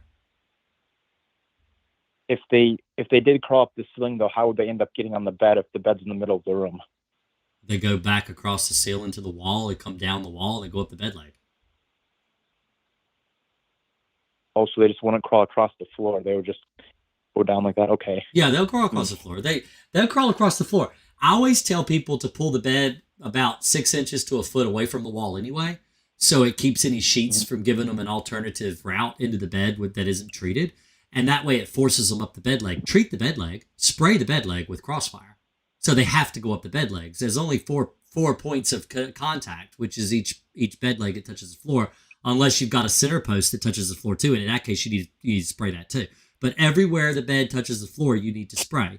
And you need to spray up those legs and across all of the bed. So you take the mattress and box spring off of the bed frame and you treat the entire bed frame and the headboard and footboard, everything. And anywhere a leg goes down, like I said, if like my king size bed upstairs, it's got a center post that holds the middle part of the bed up. So I spray that part of the bed. Anywhere that touches the floor has to be treated. What about a mattress just sitting on the floor that has nothing else but a bed sheet on it? So then what you do is you take all the sheets off and you tip the mattress up against the wall and you spray the floor like it was a platform bed. So that means you broadcast spray the floor, and then just in that spot where the mattress sits, so it's like a spot treatment. And then you lay the mattress, you treat the bottom of the mattress, and you lay it down on that part of the floor where it's been sprayed. And that way, it's just like a platform bed at that point, because you need to spray everywhere the bed contacts the floor. So you spray the whole floor. And then you lay the mattress down. That way, anywhere, as if it was the top of the box spring. That's what you do. You understand? Would it help if I also sprayed a little bit, like the little crevices a bit around the mattress as well that's sitting on the floor too? Yeah, you're supposed to do that. And what if I sprayed a spot on the floor hypothetically and it dried and then I walked over it just indirectly, maybe like 10 times? Is the pesticide going to get like removed based on the skin going back and forth on it or socks touching it? No, it bonds with the surface. It won't transfer from the surface to you. It's not going to come off the floor onto you. It's gonna kill the bug that crawls across it. It doesn't affect mammals in the same way it affects bugs. It's not going to absorb into your skin or anything like that once it's dry. It stays there. So the only way to really get rid of it, you'd have to put like your back into it and scrub it out with water or something. Yeah. To really get rid of it if Bleach. you wanted to. Bleach will kill it, but bleach kills pesticide. But the thing is it's going to lose its effectiveness anyway over 30 days. After 30 days, it's like nothing's there anyway. So you might still see a discoloration where it's sprayed, because sometimes Crossfire comes out as like a white creamy substance. And so it might be a little white creamy mess, but it's not going to kill anything. You have to, you can wipe it up if you want, or you can just spray again. And then once you're done, go through and mop the floor or something. It's not, once the bed bugs are all dead, to wipe up any residue. But it's not going to kill anything after a month or so. I see. What about the car? Treat around the seat belts where they go into between the seats. Treat the running boards on the left and right, like the driver's side and passenger sides. If it's like a SUV, you need to do the front and back seats, and the trunk around the edges, but you don't broadcast. You don't have to spray the whole floor or anything like that. You just the main places you want to target in a car, the only places that really matter are where the seat clamshells together. Like if you were to fold the seat in on itself, that crack from one seat belt to the other, you treat in there, and you treat the down past the seat belts. And that's really the most important places to treat. You could probably skip every other spot unless it may be a trunk. I would probably treat the trunk, because people a lot of times will put stuff in the trunk that might or might not, like a luggage bag or something like that, that'll have a bed bug on it. So usually I tell people to treat the trunk. But it's not that hard to treat a car. It should take you only 5 minutes. It's really easy. It doesn't take any time to treat a car at all. I always recommend treating the car. The thing is you don't really want to be in the house while the chemical's drying, because you're going to end up transferring it while it's wet. It's going to be transferable. Like you were talking about walking across the floor and stuff and transferring it. You're going to transfer it when it's wet. You're not going to transfer it when it's dry. And so what I tell people is you can treat the whole house and then go somewhere and do something for a couple hours, come back, and now you can treat your car, because as long as you don't have to go anywhere, and then let the car sit for a couple hours and let it dry. And that way you're not in an area that's been actively treated for bed bugs while it's drying. And you're not having to worry about transferring the chemical away from the treated surfaces. Does that make sense? So don't treat it all at once. If you got to treat a car, you don't want to treat your house and then treat your car, or treat your car and then treat your house. You want to give it some time to dry. Usually a car dries in 20, 30 minutes, because it's not like you don't have to use as much chemical in a car. So you could technically treat the car first, give it a half hour, 45 minutes or so to be on the safe side. And then if it's still damp, just don't use the car yet. That's all.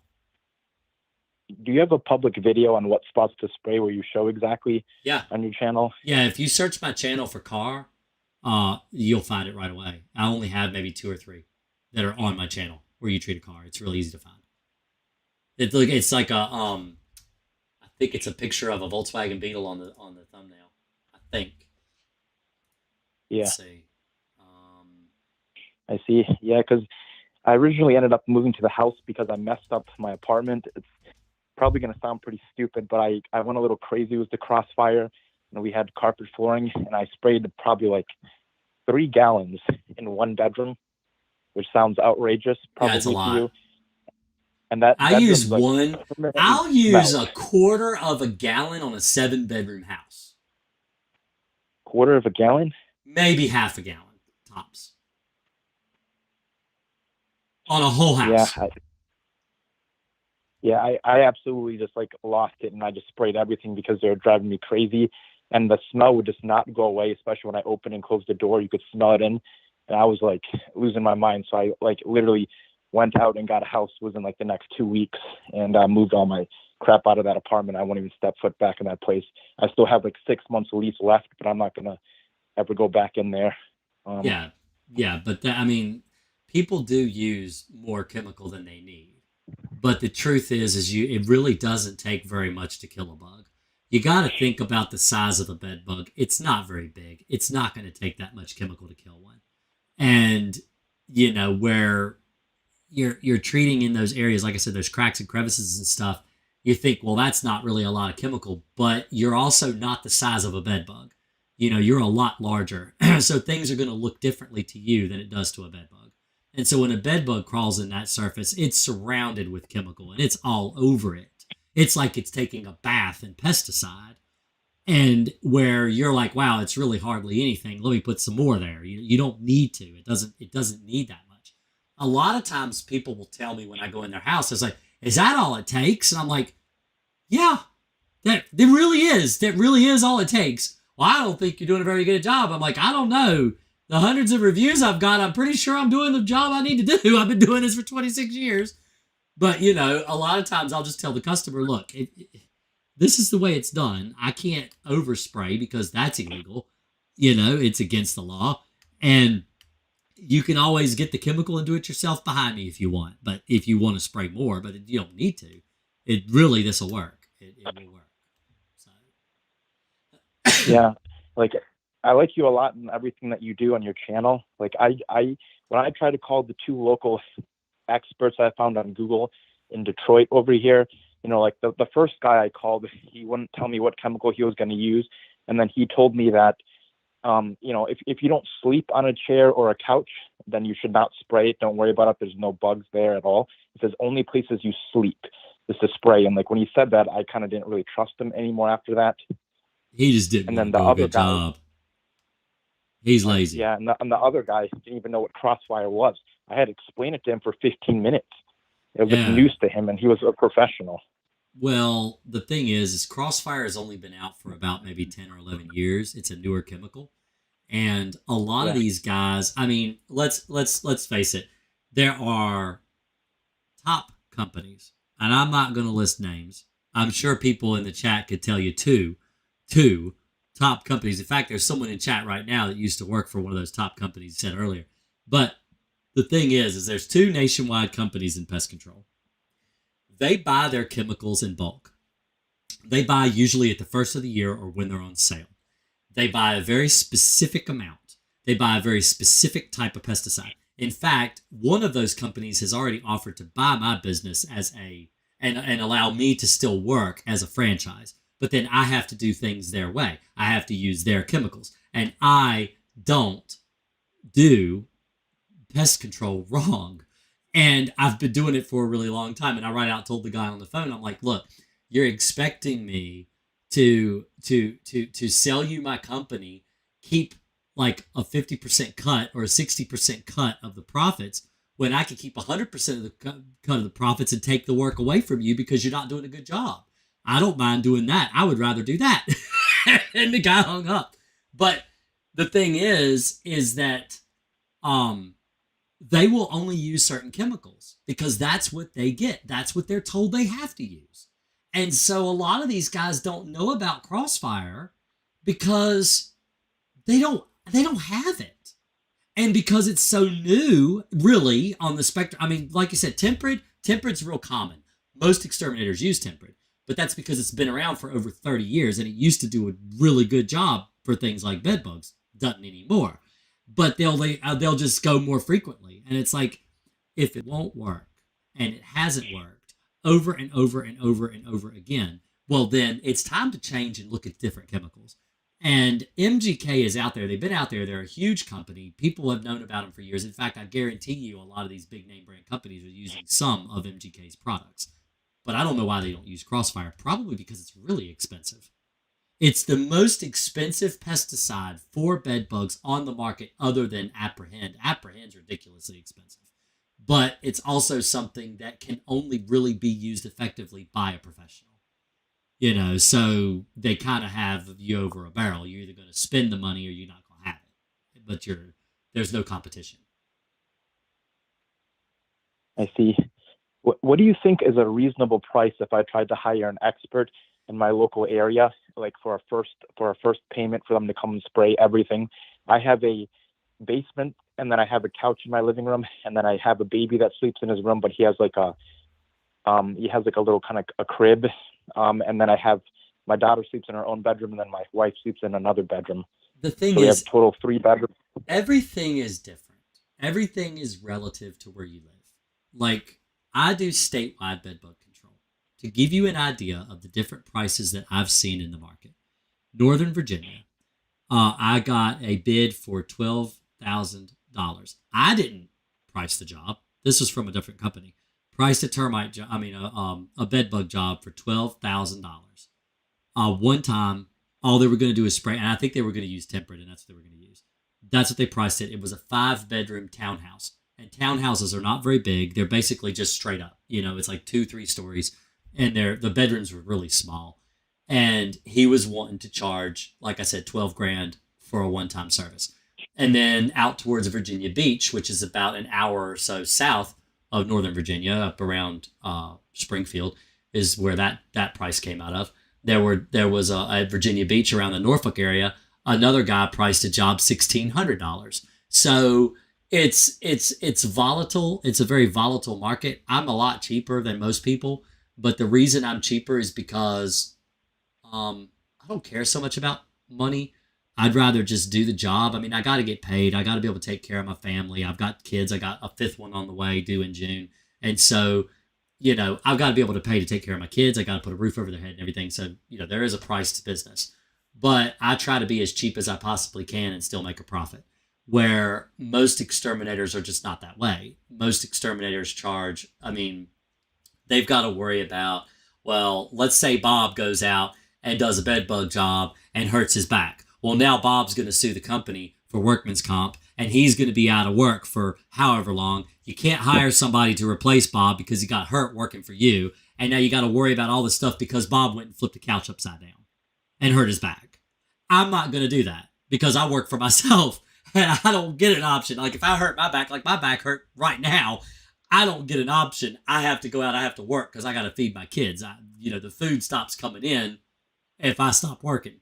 So, but, Bob can sit on his butt and collect unemployment for, however long until he feels like he has to go back to work because now his back is better. But, now unemployment is dried up. He has to go back to work. I don't have that option. So I, of course, am going to charge less because I don't have so much of so much invested in the people that work for me because I work for myself. But when you're dealing with places like, let's say, Orkin or Terminex, these name brand companies, they have a lot in budget as far as their just advertising alone. They spend a fortune. And so it's going to cost you more just to hire them than it will somebody like a small company like me. So what I recommend people do is call around and get a small business, someone that works for themselves and has to do a good job, and preferably has been in work for himself for, a couple years or so. So, they've been established. Otherwise, they would have got a different job doing something else if they weren't doing good work. Because one thing about pest control is it's such a high competition market. There are so many people that just think they can do this job, and they don't realize just how much there is in it when they actually start doing it. And you don't even make any money until the 3rd or 4th year. And so most people, if they give up. They give up after couple years of not making any money, and so they end up going into a different field. But if you got somebody that's been working for 3 or 4 years and they've been established for a while, you know that they're probably doing good work. And that's what I would recommend, calling somebody like that. And just ask them. Say, have you ever heard of Crossfire? Do you use this product? And if they don't know what it is, don't hire them because they're not educated enough. They're not keeping up on the times. It's like asking a web designer if they, if they use AOL, if maybe they're stuck in the past designing websites that were, 30 years old. If we're designing websites 30 years old, you're probably not going to get any decent SEO. You need to get somebody that knows, stuff. But see, I studied a lot of like web design and stuff like that too. And so when I call my guys to do my web design, I ask them specific questions that I know about web design. And if they don't know the answer, I'm like, okay, well, I'll call you back. And then I never do. And that's what you do. You say, well, I'm just calling around getting prices, and then just don't call them back because they don't know. I see. The thing is, when I go to get my license renewed, I'm due to do that at the end of this month. I go and I sit in a class. They have people from MGK come and they talk to us about bugs, and they talk to us about the products that they make because they're trying to sell products to us. We're exterminators. We're their bread and butter. We're the people that are paying them to keep their job. And so they want to, of course, sell us products. So if they're keeping their license and they're going to these things, they have to keep their license every 2 or 3 years. They have to go and take these classes. You're required to keep your license. And they don't know what Crossfire is. I've known about Crossfire since it was brand new, since before it was even out. I had the ability to get Crossfire when it was still in testing to try it. And I didn't do it because I didn't trust it. It was a new chemical. I didn't want to use that stuff around my, people that are paying me. I don't even know if it's any good or not. I'm not going to buy that stuff. So I didn't. I waited. And I got it after it had been out for a couple of years. And I tried it. But I was recommended by another exterminator. Hey, try this. It works really good for me. And that's why I started using Crossfire. But see, my channel is not built around, it's built around specifically just telling people what I do. I mean, I'm an open book. I open myself to questions. I mean, you called, ask me anything you want. I do not care. I am not trying to keep trade secrets secret. I don't think trade secrets need to be secret. I think that all information should be available and people should be able to have that information and do with it what they will. And if you want to do it yourself, you should be able to. But if you have problems getting rid of your bugs, maybe you need to call a professional. Most people don't. Most people are able to do it on their own. But there are some people that need to call an exterminator. And if that's the case, at least you know what to ask. I see. So I have a hard time trusting the guys around here locally, just based on their demeanor and things and talking to them on the phone. So I like you a lot. I like your videos. I live in Michigan, but you can keep my number too after the live stream. But I'd be willing to work something out with you because my sanity and my relationship I can't treat out of state with bed bugs is not. Sorry?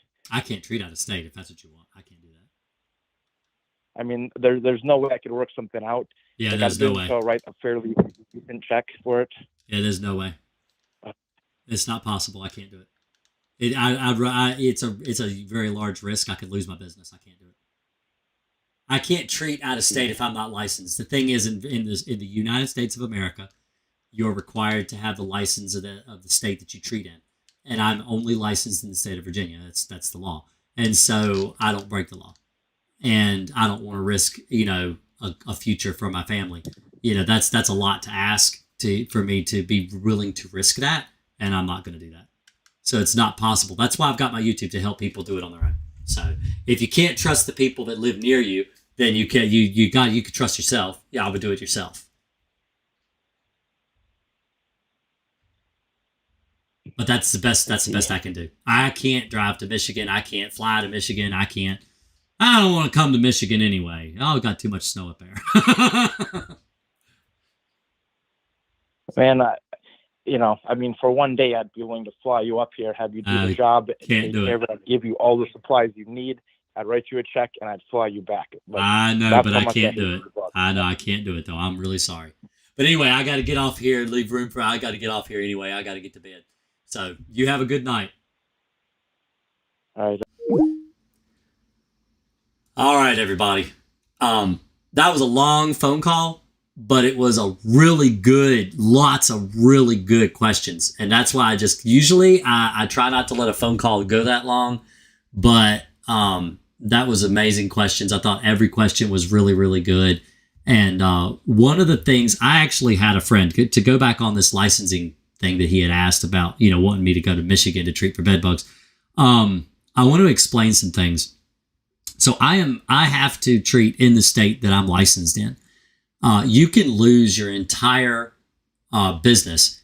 I have a friend who did this. He actually just went to West Virginia, from Virginia to West Virginia, and he wasn't licensed in West Virginia, and he went to West Virginia, and something happened. I don't even know exactly the whole story, but he ended up losing his entire license and his ability to practice even in Virginia. And so I'm flattered that somebody would want me to come out to their state and everything and treat for bed bugs, but there are people that can do it in the state that they do live in. So it's something that people do, that they can do.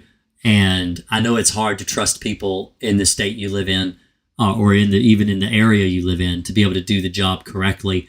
But you could also ask for things like, some type of a guarantee. What kind of guarantee do they give? Do they give guarantees? Some people do. And if they do, the reason they give that guarantee is to give you some kind of a security that, yeah, they are going to do the job right. Now, I don't give a guarantee. I tell people on the phone before they even buy with me. I say, look, I'm not going to guarantee this is going to stop the bed bugs from biting you. I'm not going to guarantee this will even get rid of all the bed bugs. I said, you need a regular treatment regimen of 90 days to get rid of bed bugs fully. But I do offer a one-time service, and maybe we can get rid of them with one time. And that's what I tell everybody. And some people will pay me to come out and do their bed bugs, and other people won't, because I'm honest. I don't want people to get the wrong impression about what I do. Just like when I do my live streams here in Virginia, or these live streams, I do these live streams, and I'm up front and honest. I'm like, sometimes it's going to take you guys more than one treatment to get rid of these bugs. It's not a one and done. It's not a miracle chemical. It's a great pesticide, but it's not a miracle chemical, and you do have to be very thorough. I'm going to go back through and I'm going to read some of these questions real quick, but I have been streaming for 2 hours, which is the longest stream I've done in a long time. But I want to go back up here and I want to read some of this stuff, because a lot of people were talking during that phone call, because that phone call was like, I don't know, probably half hour. Let's see. I'm a technician, Orkin Pest Control, and I've got some questions. You don't want to spray the buttons. I spray the buttons all the time on top of the mattress. It'll kill bed bugs. It's really good there. Let's see. I can't believe I almost missed my live chat wrapped up in Team USA hockey. Oh man, y'all see that USA going against Canada? That was pretty good, wasn't it? I'm not going to get into politics, but they got their ass handed to them. Crossfire is great. Don't use Sterafab if you're using Crossfire. So let's see. I had an exterminator who came in, used Temprid 3 times in 4 weeks. I think it just wound up repelling them, not killing them. Now, Temprid is not a repellent. It's a non-repellent, but it just doesn't kill bed bugs very well at all anymore. Let's see. You wouldn't know because bites can appear a day or even days after. That's correct. You can get a bite today, and the bug bite won't even come up for 2 or 3 days. That happens. The longest, I think, is 16 days that is taking somebody to have a reaction from a bed bug bite. Let's see. How much does a bed bug treatment cost per visit? Okay, I went over that with the caller. It's really relative to where you live. How do you treat drop ceilings with the grid and small space gaps? I don't. I just treat around the crown. So the crown is like that right there. Like that little crack right there where the ceiling meets the wall. That's the crown. I treat that. You treat that area. And that will that'll kill the bed bugs that want to go up around a drop ceiling. Oh wait, did y'all see that? Were y'all able to see that? That crack right there? That right there. That's the crown. That's where you want to treat it. I'm sorry. I was looking at my phone. I wasn't looking at the screen, and the screen's slightly different picture, so I'm not sure if you guys could see that or not. Let's see.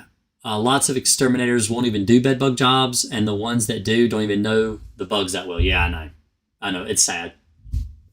I love to learn about bugs. I read about them all the time. My wife says I might have a little bit of on the spectrum a little bit, the way I'm so obsessed with bugs. Let's see. I saw a bug jump off my arm and worried about possible fleas. Watched a couple videos, put some plates with water, soap out, try to catch one a definite way. You want to put a light. If you're going to use dish with soapy water, you want to have a light on it. You want to have like a shop light pointed down at the soapy water. And that's a much more effective way of catching fleas. But if you saw a bug jump off your arm, it probably is fleas. $3,000 to heat treat. That's about going rate locally here too, Kimberly. I got lucky. I did 13 years with a municipality as a pest control technician. Let's see. Oh no, it just really scrolled down to the bottom. Oh, that's because I'm at the bottom. Good. Let's see. Loved your answers and explanations. Also appreciate your honesty, being upfront as you are. This is the thing. All right. I like to tell people about my job. I love my job. My job is not a job. My job, being an exterminator, is the most fun thing that I can do. From roaches to bed bugs to hornets, yellow jackets, it's all fun to me. I love my job. So for me to come on here and just tell you guys, this is how I do my job. That's like, all I'm doing is telling you what I do on a day-to-day basis, how I get rid of bugs on a day-to-day basis. There's people out there that are going to disagree with me. And, I've just learned to accept the fact that there are people that just love to be wrong. And I like to be right. Because I am. But the point is that I just get on here and talk to people and try to teach people what I know and how I get rid of bugs, because I just really like it. I like it a lot. I've been doing this since I was 6 years old. I've been on a route since I was 12. I got my license to apply pesticides in the state of Virginia for money. My commercial applicator license, I got when I was 17 years old. You can't even get that now unless you're 18, because they changed the law in Virginia. You have to be 18 now to get that. But I've had it since I was 17. All right. I am 43 years old. I have had that license for 26 years. I have been on a pest control route since I was 17. I really and now I do this for myself. I don't work for anybody but me. I love this job. And then I come home and I rack my brain. How can I help YouTube figure out how to do my job like I did my job today? And then I do videos. I usually do them in one take. I edit them, but I usually do the video in one take. I just sit here and I talk about bugs and I talk about the stuff that I do. And then I share it with you. And I show you what I do. And I try to get pictures and I try to line them up and I try to edit the video in a way that people understand. And like I said, I know there's people that are going to disagree with me, and there's always people that are willing to be wrong, and that's fine. But I'm willing to change if I feel like the chemicals have changed and they're not effective anymore. I'm going to tell you. It's why you need to be subscribed. It's why, and this is not a plug, but it is kind of a plug. But you really do need to be subscribed to the channel, and you need to hit the notification bell on the channel, because I update all this stuff all the time. I'm constantly updating information. If I find out that something is going to work better, I'm going to tell you. I'm going to tell you first. You're going to learn about it first here because other people aren't going to want to tell you. Other exterminators don't like to tell you. They don't like to tell you what kills bugs. They don't like to tell you how they kill bugs. They don't like to tell you the pesticides they use because you could buy it too and you could do it too and then they're out of a job. And I don't care. I don't care. If I'm going to tell you the truth and I don't care. I care more about you. I care more about you. Okay? I just want you to know the truth. So, anyway, I'm going to get out of here. I'm going to head to bed, get me some sleep. Y'all have a real great night. I appreciate everybody that came and hung out. All the 32 viewers that are here. While you're here, give me a like. Like it. It does great things for my channel. I really appreciate it. We're at nearly 53,000 subscribers, I think, now. So I really would appreciate more subscribers. In fact, one of my latest videos had no subscribers even watched it. And in less than 24 hours had like about 1,000 views. And none of my subscribers even watched it. So you guys need to subscribe so you can catch my videos whenever I put them live on the channel. So you guys have a really great night. I appreciate it. And I'm going to leave you with a song. Let's see if I can find a good song to leave you with. I guess I'll leave you with the intro. That's what I've been doing here lately. And we'll talk to you in the next one. Thanks a lot. Y'all have a great day.